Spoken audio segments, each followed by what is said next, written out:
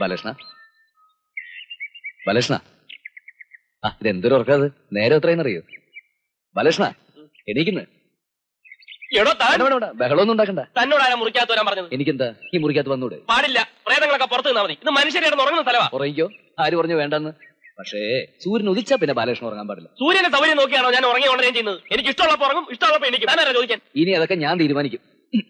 അതെവിടുത്തെ ന്യായം? നല്ല ഒന്നാന്തര ഒരു ഹൃദയം ഈ നെഞ്ചിൽ വെച്ച് പിടിപ്പിച്ചിരിക്കുന്നു. അത് നശിപ്പിക്കാൻ ഞാൻ സമ്മതിക്കില്ല. രാവിലെയും വൈകിട്ടും മുടങ്ങാതെ എക്സസൈസ് ചെയ്യണമെന്നല്ലേ ഡോക്ടർ പറഞ്ഞിട്ടുള്ളത്? കമോൺ കെട്ടടേ ബാലകൃഷ്ണൻ. പറഞ്ഞു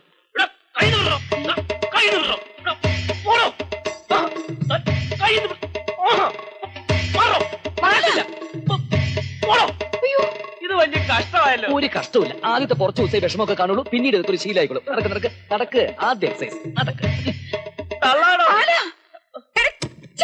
ചായ കുടിക്കട്ടോ?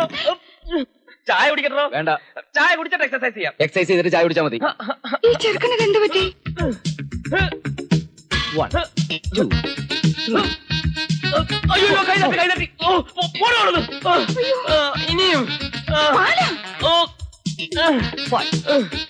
6 മതിയാ? 7 മതിയാ? മതി.